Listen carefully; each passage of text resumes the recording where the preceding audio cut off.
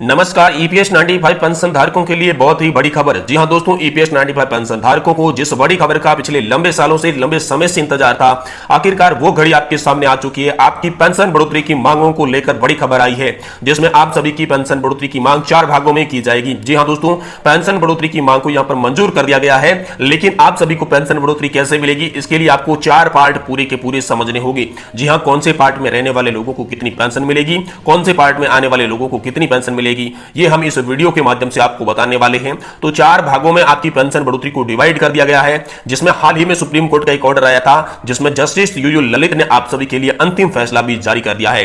तो दोस्तों, आखिर में जस्टिस यूयू ललित ने आप सभी के लिए अंतिम फैसला कौन सा जारी किया है, और साथ ही साथ आप सभी की पेंशन बढ़ोतरी 7500 हुई है या फिर नहीं हुई है, और 4 पार्ट कौन कौन से जिसके तहत कितनी पेंशन मिलेगी, इसके बारे में पूरी की पूरी जानकारी आज की इस वीडियो में हम आपको देने वाले हैं। इसलिए दोस्तों, आपसे हाथ जोड़ के निवेदन है कि अगर आप ईपीएस 95 पेंशन धारक है तो इस वीडियो को कृपया आप स्किप बिल्कुल मत करना। जी हां दोस्तों, स्किप करने की गलती आप मत करना, वीडियो को आगे पीछे बिल्कुल भी मत करना। अगर आप वीडियो को आगे पीछे करके देखोगे तो दोस्तों आपको यह पता नहीं चल पाएगा कि आपको कितनी पेंशन मिलेगी, आपने कितना अंशदान दिया है, कितने सालों तक सेवा की है, यह आपको कतई मालूम नहीं चलेगा। लेकिन अगर आपने वीडियो को स्टेप बाय स्टेप पूरा सुना फिर समझा तो दोस्तों आपको यह मालूम हो जाएगा कि आप सभी को कितनी पेंशन मिलेगी। पेंशन के लिए आपको कोई दूसरा वीडियो देखने की भी जरूरत नहीं पड़ेगी। तो दोस्तों, सुप्रीम कोर्ट का इसके बारे में क्या आदेश आया है और साथ ही 4 भाग कौन से जिसमें आपको पेंशन मिलेगी, इसके बारे में चलिए बिना किसी देरी के हम आपको बता देते हैं। लेकिन इससे पहले निवेदन रहेगा कि वीडियो को लाइक करके अपने ईपीएस 95 पेंशन धारक दोस्तों के साथ इसे शेयर जरूर करें, ताकि वो भी ईपीएस 95 पेंशन की हर बड़ी खबर से वाकिफ रह सके। तो दोस्तों चलिए शुरू करते हैं आज की इस वीडियो को, अपडेट बता देते हैं। सबसे पहले हम बात करेंगे सुप्रीम कोर्ट के फैसले की, जिसके बाद आपको बताएंगे कि आखिर 4 पार्ट के अंदर आप सभी की पेंशन बढ़ोतरी को कैसे बांटा गया है। तो सबसे पहले दोस्तों, यहां पर सुप्रीम कोर्ट में आप सभी की ईपीएस 95 पेंशन का केस फिर से खोल दिया गया है। जी हां दोस्तों, ईपीएस 95 पेंशन के लिए यहां पर सुप्रीम कोर्ट में 4 नवंबर 2022 का फैसला देने के बाद धीरे धीरे करते हुए 40 याचिकाएं अब तक दर्ज की जा चुकी थी। जी हां, 40 याचिकाएं दर्ज होने के बाद सुप्रीम कोर्ट का मुख्य न्यायाधीश सीवाई चंद्रचूड़ ने यहां पर बड़ा आदेश दिया था। चंद्रचूड़ के अनुसार यहां पर कहा गया था कि पेंशन धारकों का जो मामला था वो पहले भी 3 जजों की बेंच के द्वारा गठित करके सुनाया गया था उसका फैसला। तो एक बार फिर से 3 जजों की बेंच गठित करना अनिवार्य है, क्योंकि दोस्तों आप सभी लोग जानते हैं कि 4 नवंबर 2022 को सभी पेंशन धारकों को एक बड़ी खुशखबरी मिली थी 3 जजों की बेंच के द्वारा, और वो ये खुशखबरी थी कि 15,000 रुपए की सैलरी लिमिट आप सभी के लिए खत्म कर दी गई। और वह खुशखबरी दोस्तों आपकी 67 याचिकाएं दायर होने के बाद आपको मिली थी। 67 याचिकाओं के बाद आप सभी के लिए सुप्रीम कोर्ट एक्शन में आया था, और सुप्रीम कोर्ट ने 4 नवंबर 2022 को आप सभी के लिए फैसला सुनाया था। तो एक बार फिर से आप सभी के लिए हाल ही में सुप्रीम कोर्ट का बड़ा आदेश आ चुका है। सुप्रीम कोर्ट ने दोस्तों संसद का जब मानसून सत्र शुरू हुआ था तभी आप सभी ईपीएस 95 पेंशन धारकों के लिए यह घोषणा की थी कि जो 40 दायर याचिकाएं हो चुकी है उन 40 याचिकाओं पर 3 जजों की बेंच का फिर से गठन किया जाएगा, जिसमें दोस्तों एक बार फिर से 3 जजों की बेंच का गठन किया गया, जिसमें मुख्य न्यायाधीश यूयू जस्टिस ललित थी, उसके बाद अनिरुद्ध बोस और सुधांशु धूलिया 3 की पीठ थी, और इस तीनों की पीठ ने 40 अलग अलग मामलों को देखा, अलग अलग सुनवाई की। मुख्यतः दोस्तों यहां पर आप सभी के लिए लगातार सुप्रीम कोर्ट के अंदर 7 दिन तक सुनवाई की गई। 7 दिनों की सुनवाई करने के बाद यहां पर आप सभी का जो अंतिम फैसला था वो सुप्रीम कोर्ट की 3 जजों की बेंच के पास निलंबित रख दिया गया था, सुरक्षित कर दिया गया था, और यह संसद के मानसून सत्र के ही अंदर काम हुआ था। अब संसद का मानसून सत्र तो समाप्त हो चुका है, तो एक बार फिर से आप सभी के लिए ईपीएस 95 पेंशन धारकों के लिए सुप्रीम कोर्ट का बड़ा आदेश आ चुका है, जिसमें सुप्रीम कोर्ट ने बड़ा आदेश ये दिया कि पेंशन धारकों को उनकी सेवानिवृत्ति आयु के साथ किसी भी प्रकार का भेदभाव नहीं करना चाहिए। जिसमें सरकार ने काम किया है, चाहे वह 2004 से पहले का रिटायर्ड हुआ हो, चाहे 2006 से पहले का रिटायर्ड हुआ कर्मचारी हो, चाहे 2006 के बाद का हो, 2014 के पहले का और 2014 के बाद और पहले दोनों रिटायर्ड हुए पेंशन धारकों के साथ उनकी रिटायरमेंट आयु के आधार पर कभी भी भेदभाव नहीं किया जा सकता।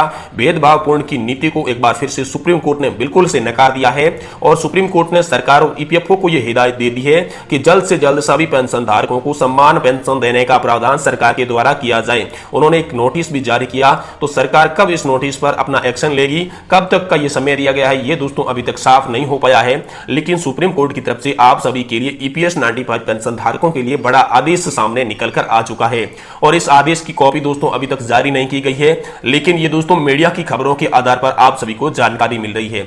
वहीं दोस्तों हम आगे बात करने वाले हैं कि आप सभी को कितनी पेंशन मिलेगी। पेंशन धारकों का मुख्य जो सवाल है वो यही है कि दोस्तों आप सभी को पेंशन कितनी मिलने वाली है, क्योंकि 4 पार्ट में यहाँ पर आप सभी की पेंशन बढ़ोतरी को डिवाइड कर दिया जा चुका है, जिसमें यहाँ पर आपको शुरुआती में 2000 रुपए 1000 रुपए की पेंशन से लगाकर यहाँ पर आपको 9500 रुपए तक की पेंशन या फिर उससे भी अधिक पेंशन मिल सकती है। इसके बारे में बाकायदा साफ साफ लेटर में यहाँ पर बता दिया गया है।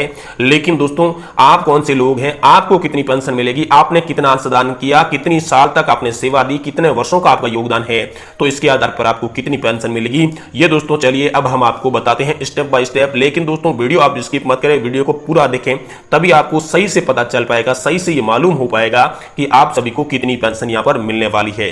तो दोस्तों सबसे पहले बात करते हैं कि जिन लोगों ने यहां पर 10 साल या फिर 10 साल से कम का कंट्रीब्यूशन किया है, 10 साल से कम का योगदान दिया है, तो उन पेंशन धारकों की पेंशन में कितनी बढ़ोतरी की गई है और उन पेंशन धारकों को कितनी पेंशन मिलने वाली है। जी हाँ दोस्तों, ईपीएस 95 पेंशन सीमा 15,000 रुपए के आधार पर अगर किसी भी व्यक्ति ने यहां पर 10 साल तक का कंट्रीब्यूशन किया है तो दोस्तों उस व्यक्ति की जो पेंशन है वो दोस्तों एवरेज 2143 रुपए की पेंशन मिलेगी। ये दोस्तों 15,000 रुपए की सैलरी लिमिट के आधार पर बता रहा हूं, क्योंकि अभी तक आदेश आया है, लेकिन 15,000 रुपए की सैलरी लिमिट के आधार पर ही अब सबको पेंशन मिल रही है। नया सर्कुलर अभी आपके लिए नहीं आया है।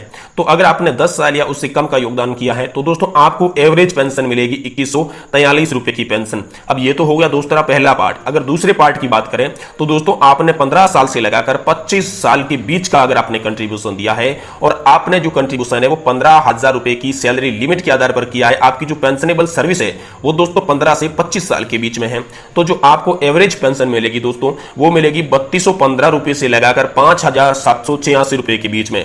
यानी कि आपने 15 साल योगदान दिया है तो दोस्तों आपको 3215 रुपए की पेंशन मिलेगी। आपने 20 साल तक का योगदान किया है तो आपको 4714 रुपए की पेंशन मिलेगी। और दोस्तों आपने अगर 25 साल तक योगदान किया है तो दोस्तों आपको 5786 रुपए की पेंशन मिलेगी। लेकिन इन 15 और 25 के बीच की जो एवरेज पेंशन मानी जा रही है वो दोस्तों आप सभी के लिए एवरेज पेंशन 4500 रुपए आप सभी को मिलेगी।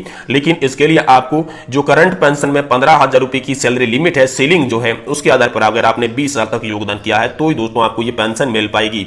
वहीं दोस्तों तीसरे भाग की बात करें तो कौन से लोग हैं जिनको यहां पर 30 साल तक अगर उन्होंने कंट्रीब्यूशन किया है, 25 से 30 साल या 30 से थोड़ा बहुत ज्यादा साल का उन्होंने कंट्रीब्यूशन किया है, तो उनको कितनी पेंशन मिलेगी। तो जिन्होंने 30 साल तक का कंट्रीब्यूशन किया है तो उसे 7,000 की लमसम पेंशन मिलेगी, और जिन्होंने 35 साल का कंट्रीब्यूशन किया है तो उन्हें फिक्स पेंशन 7,500 रुपए की पेंशन मिलेगी।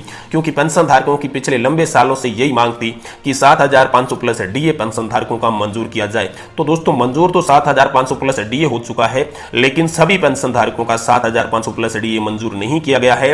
उन पेंशन धारकों का 7,500 प्लस डीए मंजूर किया गया है जिन्होंने यहां पर 30 साल से अधिक 35 साल तक का कंट्रीब्यूशन या फिर 35 साल तक की जो पेंशनेबल सर्विस है वो यहां पर कर दी है, तो उन्हें ही ये पेंशन प्रोवाइड करवाई जाएगी। ऐसा दोस्तों यहां पर सर्कुलर के अंदर भी बता दिया गया है और तीसरे भाग के आधार पर आप सभी को बताया गया है। अब दोस्तों अंतिम पार्ट और चौथा पार्ट आता है जिसके अंदर आप सभी को पेंशन 9,500 या फिर इससे अधिक की पेंशन मिलेगी।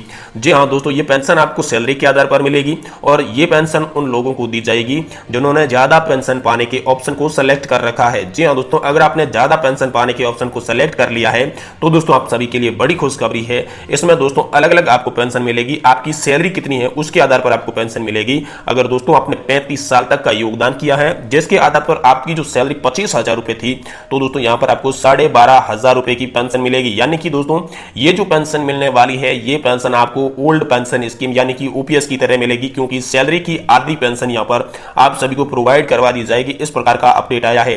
अगर किसी की सैलरी 25,000 रुपए प्रति महीना थी तो उसे 12,500 रुपए पेंशन मिलेगी। अगर किसी भी व्यक्ति की सैलरी 50,000 रुपए प्रति महीना थी तो उसे 25,000 रुपए की पेंशन मिलेगी। और अधिकतम जो सैलरी इस सर्कुलर के आधार पर आंकी गई है उसमें दोस्तों 75,000 रुपए की सैलरी आंकी गई है।